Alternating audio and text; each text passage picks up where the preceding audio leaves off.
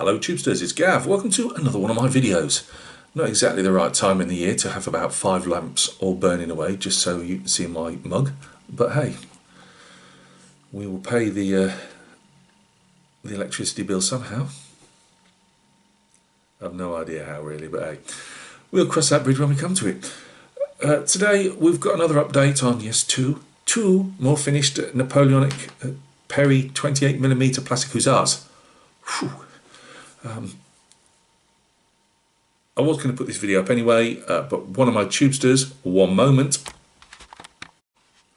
Right, completely forgot to put the actual question up on my computer screen so I can remember the guy's name. Andrew Mabin, thanks for the question, Mara. I did put he asked me what colour blues I was using on those Hussars uniforms, and it just said the browns, and I take it means the browns of the horses rather than the leather work. If you're interested to know what blues I used, go to my answer to Andrew, and I've got it down there. I would just say, I don't know if I said it to Andrew, I usually cut the paint cut the paint like 50-50 between the mixes. Usually flows, comes and goes depending what I want to achieve, but if you start at 50-50, or get your darkest colour, which is a dark sea blue. I use AK, and I've still got some left of the Vallejo, pointing like that because it's over there. Both are more or less the same. I just find that something about the AK paints as well, the Vallejo paints, I always get them, I know especially in the summertime that gets more fluid, but they tend to pool a lot. You waste so much paint trying to, even after all the years I've been painting, you know, squirt a bit out, and that bit ends up as a pool. It always makes me laugh when I see I don't know, more well-known painters on YouTube and other places, and whether they get given the paint, I've got no idea, because there's no way I could afford to have huge piles of paint on my palette, which I'm never going to use in a million years. Anyway, I digress. So yeah, Andrew, the blue paint, I don't do it as a triad, you know, dark, medium, light. I play around with it. So try 50-50 mix, or put your dark sea blue on. See, I was going off tangent again. Put your dark sea blue on, and then just add to it on those blues that I've put in the answer. So don't put a big pile of blue down. You're not going to need it. Well, depending on how many fingers you're painting, I suppose. But you'll know. Just put your bit down, and then just keep adding the other colours into that, because that's what a lot of time you do on a wet palette anyway. You'd have your 3 or 4 colours, and then just bring them into the centre, you know, to make that colour up. But again, as I keep saying, guys, you can put paint recipes out to people, but it's how they interpret it, you know what I mean saying. It's how you use them yourself rather than how I would use them, and that's not any big-headedness. And yes, I have got a big head, but that's the point. How you will use a paint could be completely different to me, but at least you've got a recipe if you want to use it. Right, I've got just 2 painted, and one of the horses I'd already painted last time, if you remember, the trumpeter's horse. Thank you very much to all the marras, all the tubesters that put a comment down saying, Gav, you know, the remounts didn't always have, not all, but most trumpeters' horses, they would be a grey, only because they can be seen on the battlefield, just like a drummer would wear, especially in, say, the British Army, would often wear reverse colours. So again, he can be seen by the people that need to see him. And the same with the trumpeter. That's not to say that officers wouldn't be riding off greys, and well, white is a grey horse, it's just whiter. But you know, especially on Hussars, I don't know about British Hussars so much, but I know French Hussars, obviously they really threw their money at their mounts and the tack on the horses and everything, so you could quite easily have a grey or a white officer's horse next to the trumpeter, or I don't know all the skew balls, pie balls, Arabs, you know, whatever. I'm not that into it, but I just go and research a horse's colours and then bring it back. So they don't have to be. They can be the same colour as roughly as the trumpeter's horses. Oh my life. Anyway, what I was trying to say to you is I ended up clipping a musket off, or a carbine off one of the other mounts, drilling and chiseling a bit out, sticking it back in. The carbine broke. I glued them both together. It's nice and solid. The actual leather attachment point in real life of the carbine doesn't actually touch the horse, which is a good strengthening part.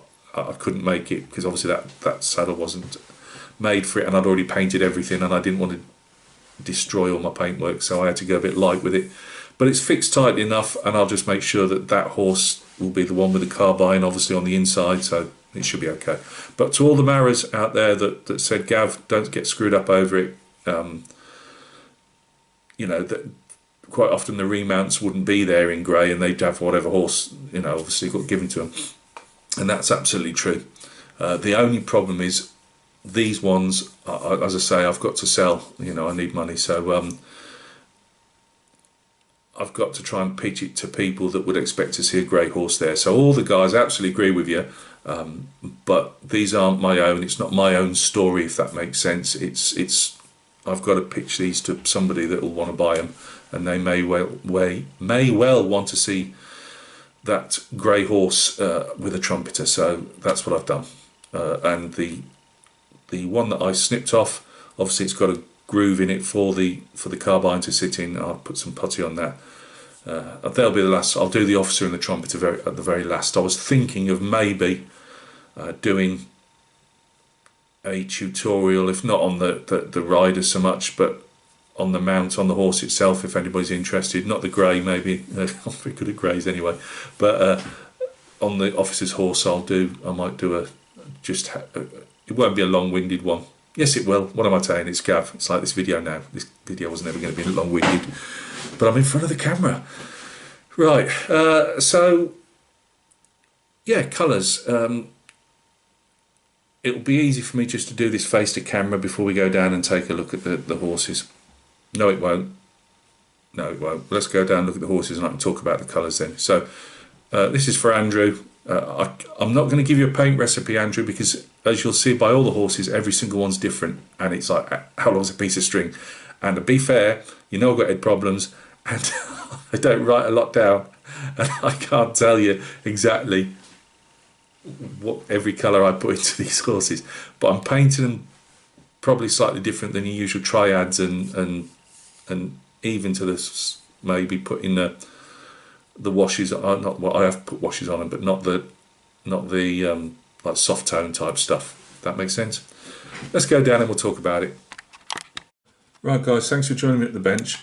You'll know when times are getting hard with these fuel bills, when these videos go down to about a minute, because I really can't afford to have five or six lamps burning on for very long.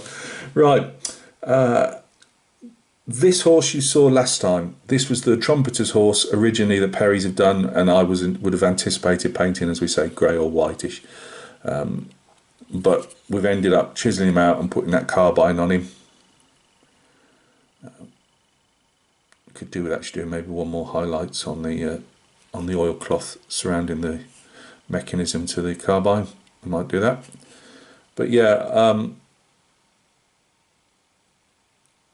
so you saw him before, so there's not a huge amount. It's taken me ages. I thought it was COVID, but it appears to be just a cold. It's been going on for ages, so it's just slowed me down slightly. But so you've seen him. I'm going to show you the one that I've done now in dark. It's another bay, but again, these are from the King's Troop Royal Horse Artillery. They're very black-brown over the tops, and then they fade into some lighter mottling underneath. And that's what I've tried to achieve there. A bit of pinkish around the nostrils. That's old rose. So it's a nice colour to do for horses' muzzles. Again, the riders are more or less the same, even to their heads. I say I would have liked the Perrys to have maybe put some shouting mouths open and stuff, just to make the riders that bit more individual, but you know, we can't have everything. We always want more, don't we?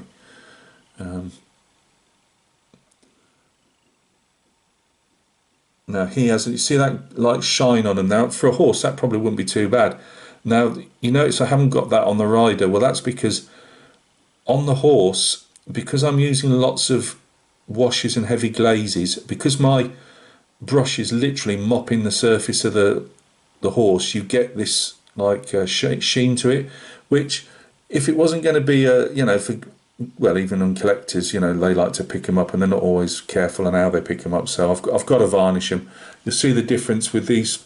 This guy was quite shiny when I did the video, and the matte Galleria paint is paint varnish, more or less is a paint. What the varnish will do is actually unify all your different bits on a horse as if it was like you were doing a model aeroplane, but it'll obviously flatten down as well. So in one sense that shine would be quite nice on a horse because they too tend to have that sheen to them.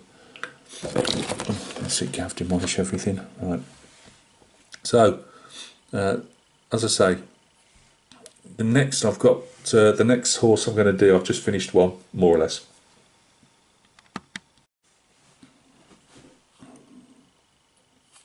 Sorry guys, cold, trying to stop sneezing. The next one I'm going to do, he will have, oh, I don't really want to use this because I'm bound to, let me put the tip of it on my paintwork. I'm going to do some mottling. I saw another one that I liked. I'm going to do some mottling on the top. So we'll go to my other horses that I'm just doing at the moment. They've got no riders on them yet.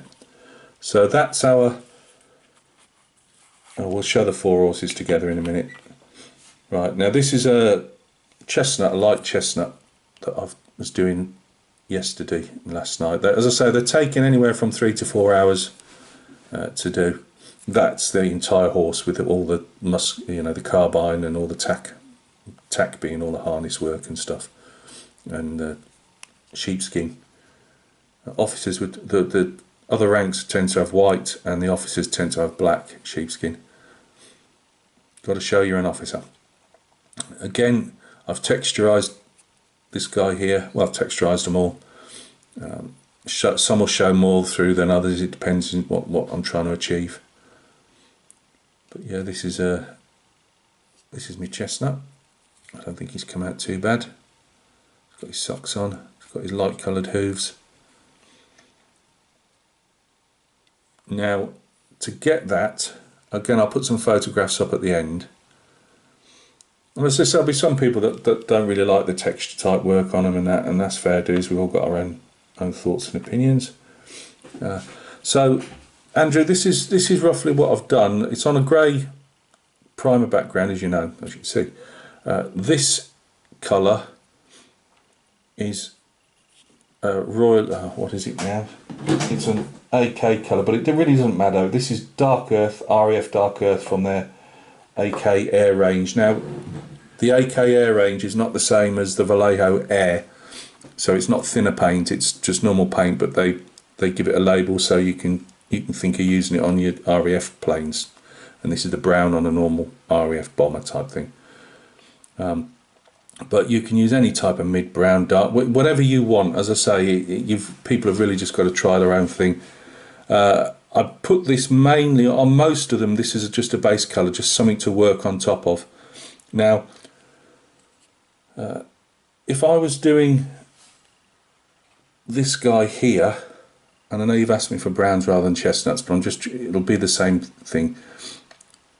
What I'll do then, and this applies for guys like this, because it's not these two next, it's not this base colour and the one that I'm going to do on top. It's what you do afterwards that will change the tones of your horses. So in this case, if we were doing this guy here, we'd use red leather, or again any colour that roughly matches that. And nearly 80% of the horse will cover over, apart from maybe the very darkest areas. So most of it's standing out, just leaving the very darkest shadow areas like they are there. Sometimes I put one, sometimes two coats on. Don't put, again, I'm a fan of light, thinned paint rather than heavy paint. So again, that's up to you. You'll find your way on that one. So once I've done that, I will then get myself, I'm going to do a load of stippling now. Let me just go and find my brush. We need something with a point. Now it can be fairly cruel on your brushes, unfortunately. This is a Rosemary & Co. I use all Rosemary & Co brushes. I don't have any tie-ins to the company, I buy them all myself. A 0, and there's your point. So it's quite a big point. Don't lick your brushes, guys. You'll contaminate yourself over time with paint. It's not a good idea. But form it as a point. And on this guy, I put golden brown. And as it's the more darker of the colours, I would go into more, not in the deepest shadow, the deepest crevices almost, but you know, anywhere you can see a darker shadow area. So that's your darker dots. And again, how many dots? You don't want to completely close them up. You need, obviously, you know, again, it's hard to, it really is, you've just got to try it yourself. But like on this guy here, you can see there's different sizes of dots, and some will be, you can't really see them, some have been completely covered over, others are shining through, and that's because that's the effect I'd seen on the horse, and that's what I'd wanted to replicate. So you put those darker dots on, then I'd use something like ochre. Again, any ochre will do. This is obviously AKs. And again, on the higher areas, you carry on doing those dots. So you're doing highlights, but with dots. And then, being a bit adventurous, you do less of this, obviously, but on some very high points, this is stone, but anything dark sand, anything, you know, roughly that colour, or any other colour you experiment with, you know, as I say, it's all experimenting and trying. On the very highest points, I put that on. Now this is where, again, we're not really doing like a triady type system. I mean, you could argue that those dots are in a way, but this is where this is how I get the horses to look like they are now, is just simply with washes and glazes after that, but heavy glazes rather than thin glazes. We're not trying to do a bustier and trying to impress everybody. We're just trying to make a nice horse. So I will find a colour that I want to unify the whole lot. Again, it could just be back to a very, very thin wash of, say, red leather over the top, just to unify it. Now all those dots will show through, and you're expecting them to be shown through your paintwork. So I say it's underpainting, so we're putting, you know, heavier paint, and then we're going to change the entire look of the horse just by, and this is obviously all time consuming. As I say, it takes, you might do it quicker than me, but, and this is between breaks, but if I was to add the time up, I'd say between 3 and 4 hours to do the whole lot. So we've put like a unifying colour on, and that can change. You could use English uniform on a darker horse. Like for instance, this horse would have had all those more or less those same colours. Your dots there are on that horse as well. Well, you can see they are, because you can see some are showing through, and that's purposely.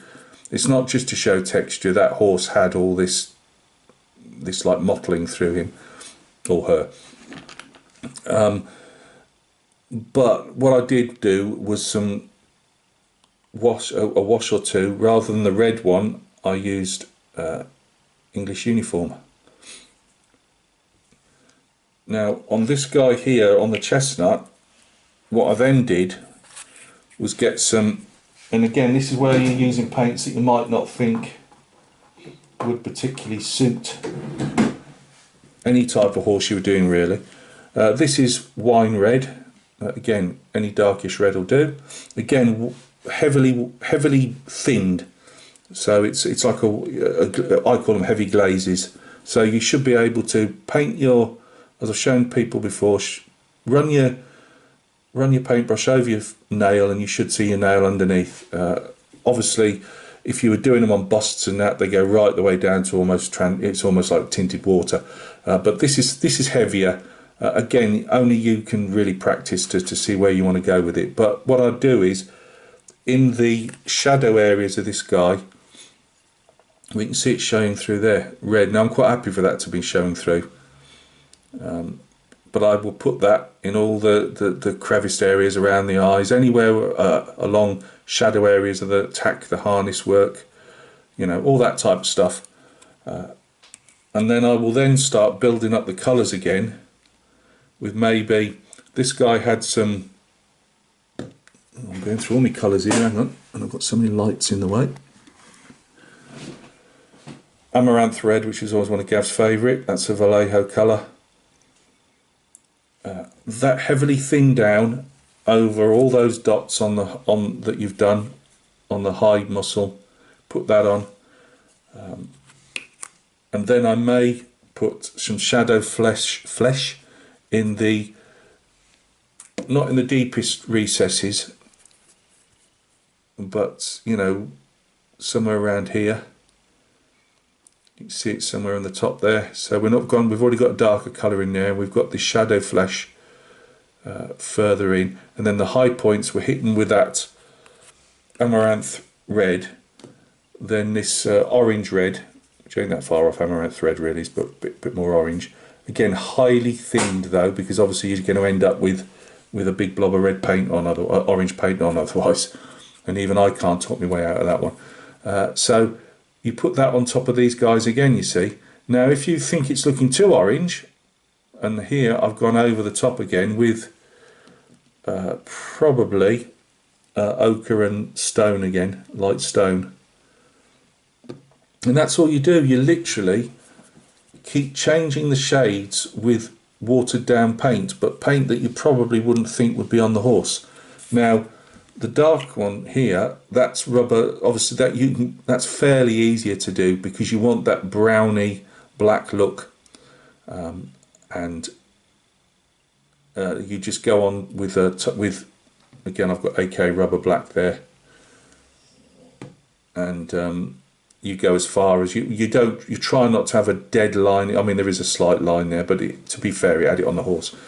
It was almost, you could almost translate the whole horse there from there to there in black when I was looking at him or her.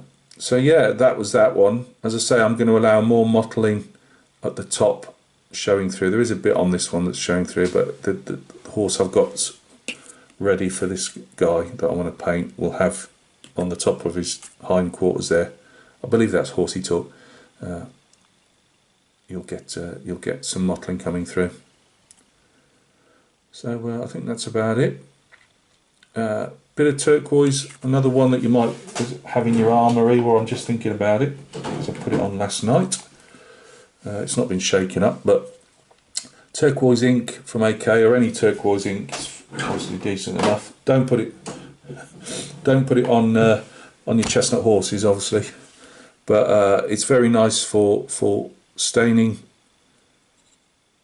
your tack, your leather work. So that's another good colour to have, and also you can put it in places on your sabre and metal work.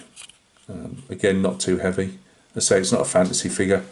I tend to leave off on the musket barrels. I tend to put more. That does get like a soft tone or something over the top. But yeah, they're the. I hope that helps. It's probably as clear as mud. As I say, I will try and do a horse tutorial, I suppose if you call it for that. A horse tutorial on the very last one, which will be the officer's one. Well, I'll be doing the officer and the trumpeter, but you know what I mean. So if you want to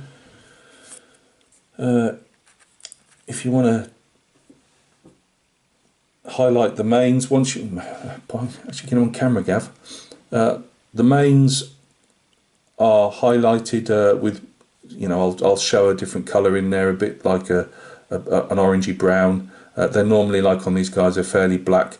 The highlight is slightly artistic, and I use green grey on that, dry brushed on at the very end. And I also say that you use the same, well, it's actually, the one I use is British Mud from AK, but it's like a green grey. And I also use things like Luftwaffe primer, which I'm actually using on the Luftwaffe aircraft at the moment. And I'll dry brush the tails, but I'll also give it, and it has to be a light dry brushing, you don't want it too heavy. I'll light dry brush on here, and around the boots and very slightly up the leg, and on the socks. So the horses, they all have it on as well. So I hope that was helpful. We've got 4 done. Let's actually get back. There we go. We've got 4 done, and we've got two sort of on the way. Thoroughly enjoyable. As I say, I understand as well that the pelisse is on the left-hand shoulder. When I was seeing it on Perry's, they seem to be having it flying, and I would imagine it would be flying up at the back, really, to be honest, whether it's pegged to the left shoulder or not. They're supposed to be thundering along, charging, so that's how the pelisse has gone. But I am aware that it would normally sit over the left shoulder. That's about it, really, all I can say. As I say, hopefully that helps. We've got, what else have we got, what we're doing? These guys, obviously nowhere near getting riders done on them yet. This is as far as I've got with that infantry that I was painting. I'm making a couple of shrubs up for them out of woodland scenics and some bits and pieces I've got, so that's why there's a slight delay on those, because rather than just put tufts on, I wanted to put a couple of like shrubs and bushes on, not overpowering obviously, but I thought stick some flowers on them and stuff. So they're very slightly delayed. That should be done tomorrow. And coming up, I don't think we're going to get this in shot actually, so it's probably worth, in fact actually, hang on a second. Right guys, you're really not getting your money's worth today. I should have said you are getting your money's worth, but it's one of Gav's videos. Nobody ever gets their money's worth on these. Another project coming up. Well, it's project, and it's whether I'm going to do them for myself or selling them, I don't know yet. But I'm still going to have fun doing them. I've wanted to do for ages British and French and Ottomans maybe in the Egyptian campaign. Is it 98 to 1801? And I've just got this through literally in the last half hour. The French Army of the Orient, 1798 to 1801. Yeah, I did get it right. Napoleon's Beloved Egyptians. I've had a look through. It's by Yves Martin. My French marras. I hope that's okay. I'll give you a better review of this. We'll open a couple of pictures up. I don't want to obviously go too far. They're all artwork that's already out there. It's not like an osprey that, by the look of it, it's been drawn for this book. They're all the original, like watercolors from the period. But there's a load of Orbat, so you know what French units were there, how many men they had, but also brilliantly tells us obviously the collar, cuffs, and all that type of stuff, which is obviously, as a painter, that's what you need.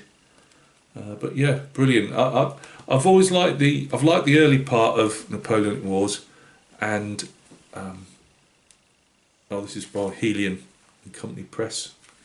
I did get this one new, because trying to get them second hand is like hen's teeth.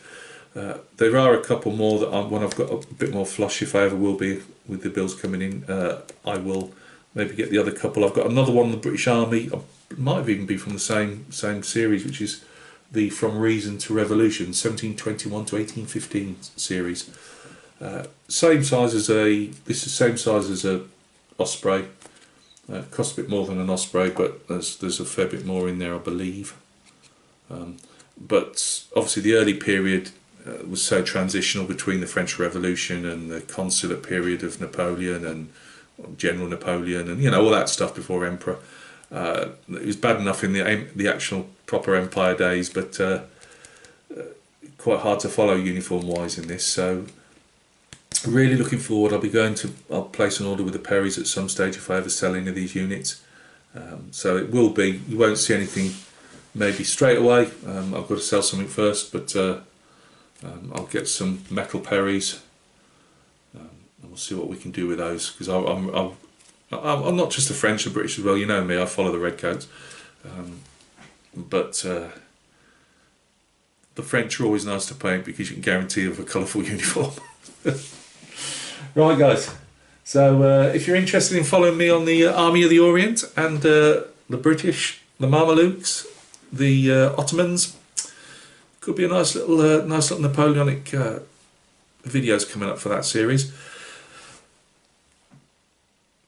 Thoroughly recommend these Perry plastics. Got no connection to Perry miniatures whatsoever. Bought all these myself. Really been enjoying these. If you're new to painting, say horses and stuff like that, as long as you're happy to put them together and do a bit of filling, clean the mould lines. I did notice yes, one mould line across a hoof that I hadn't got.